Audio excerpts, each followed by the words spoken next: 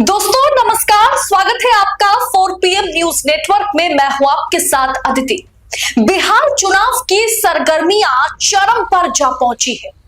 एक तरफ नीतीश कुमार के लिए यह आखिरी चुनाव साबित हो सकता है। बीजेपी के लिए बिहार में कब्जा पाने की लड़ाई है।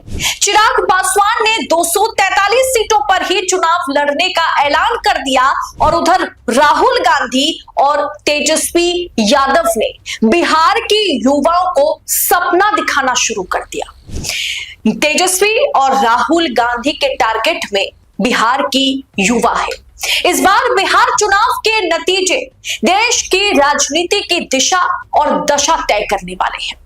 बिहार में कुल 243 सीटों पर चुनाव होने हैं और इस बीच पोल ट्रैकर की ओपिनियन पोल में सर्वे में जहां 5 लाख से अधिक बिहार की जनता का ओपिनियन लिया गया, जनता ने राय दी, राय रखी, यानी 5 लाख मतलब सैंपल काफी बड़ा है।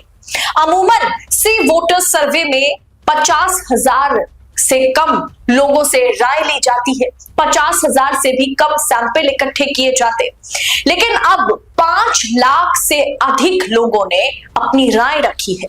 अब पोल ट्रैकर की पोल बिहार में भाजपा की पोल पट्टी खोलती है। पोल ट्रैकर ने अपना पहला ओपिनियन पोल जारी किया है, जिससे भाजपा आला कमान की नींदें उड़ गई है। बताएंगे आपको पूरी खबर क्या है। दोस्तों पहला स्लाइड देखिए। Poll tracker India's leading opinion poll, sample size 5,03,014, Bihar विधानसभा चुनाव 2025 ओपिनियन पोल। बिहार में मुख्यमंत्री पद के लिए लोगों की पहली पसंद कौन है?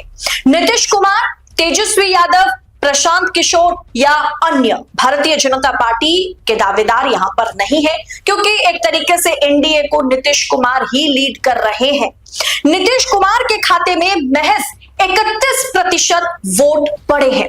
बिहार की 31% जनता को लगता है कि नीतीश कुमार बतौर मुख्यमंत्री बिहार को फिर एक बार संभाल सकते हैं। वहीं तेजस्वी यादव के खाते में 43% वोट पड़े हैं। बिहार की 43% आवाम को लगता है कि तेजस्वी यादव बतौर सीएम, बतौर मुख्यमंत्री बिहार में अच्छा काम करेंगे और इस पद के दावेदार तेजस्वी यादव है। 43% को लगता है। प्रशांत किशोर के खाते में 9% वोट पड़े हैं। बिहार की 9% जनता को लगता है कि प्रशांत किशोर को बतौर मुख्यमंत्री एक मौका दिया जा सकता है। अन्य के खाते में 17% वोट पड़े। अगला स्लाइड देखिए। युवाओं की पहली पसंद कौन है? यह कोई लोकसभा का चुनाव नहीं हो रहा है दोस्तों, ये चुनाव बिहार विधानसभा का है, जहां नरेंद्र मोदी को सामने रखा गया, जिनके चेहरे पर एनडीए एक तरीके से बिहार में प्रदर्शन करने वाला है। नीतीश तो बस एक मोहरा है, बस एक नाम है, लेकिन सब कुछ के पीछे नरेंद्र मोदी है। इसीलिए नरेंद्र मोदी बनाम राहुल गांधी की अगर बात की जाए, बिहार की जो चुनाव है, बिहार की पटभूमि में अगर देखा जाए तो युवा की पहली पसंद कौन है? वहां के युवा, बिहार की आवाम जो है, वहां की जो युवा वर्ग है, वो नरेंद्र मोदी को पसंद करते हैं या राहुल गांधी को सबसे ज्यादा पसंद करते हैं? सर्वे रिपोर्ट जो सामने आई है वो हैरान करने वाली है। 39%, 39% युवा को लगता है, युवा की पहली पसंद जो है वो नरेंद्र मोदी है, लेकिन 47% यानी लगभग आधी युवा आबादी को यह लगता है, युवाओं की पहली पसंद जो है, 47% युवा की पहली पसंद राहुल गांधी है। और ये सर्वे दोस्तों, survey done between March 15 to 5 June, यानी मार्च 15 से लेकर के 5 जून के बीच ये सर्वे को इकट्ठा किया गया। 5 लाख से अधिक लोगों से बातचीत की गई, राय ली गई और उसके बाद ये सर्वे रिपोर्ट पोल ट्रैकर ने तैयार की है। और ये पोल ट्रैकर की सर्वे रिपोर्ट बाहर आते ही तहलका मच गया है। इसके अलावा जो आखिरी स्लाइड है उसे आप देखिए कि किसके खाते में कितनी सीटें जाती हुई दिखाई दे रही है। 243 में से महागठबंधन कहां पर खड़ा है, एनडीए कहां पर खड़ा है और अलग अलग पार्टियां जो है अन्य जो है वो कहां पर खड़े हैं। बिहार विधानसभा चुनाव 2025 ओपिनियन पोल, कुल सीटें 243, इसमें से 112 सीटें एनडीए के खाते में जाती हुई दिखाई दे रही है। वहीं 126 सीटें महागठबंधन यानी तेजस्वी यादव और तेजस्वी के साथ साथ राहुल गांधी के खाते में जाती हुई दिखाई दे रही है। 126 सीटें, एक सीट, महज एक सीट पर प्रशांत किशोर यहां पर आगे हैं और अन्य के खाते में 8 सीटें जाती हुई दिखाई दे रही है। अगर मत परसेंटेज की बात की जाए, मत प्रतिशत की बात की जाए, वोट परसेंटेज एनडीए के खाते में 42.8%, 44.2% महागठबंधन के खाते में जाती हुई दिखाई दे रही है। 2.7% जो है वो प्रशांत किशोर की पार्टी के खाते में और अन्य के खाते में 10.3%। ये बिहार विधानसभा चुनाव का पहला ओपिनियन पोल है जहां भारतीय जनता पार्टी जिस एनडीए को लीड कर रही है वो भारतीय जनता पार्टी या एनडीए मुंह के बल गिरते नजर आ रहे हैं।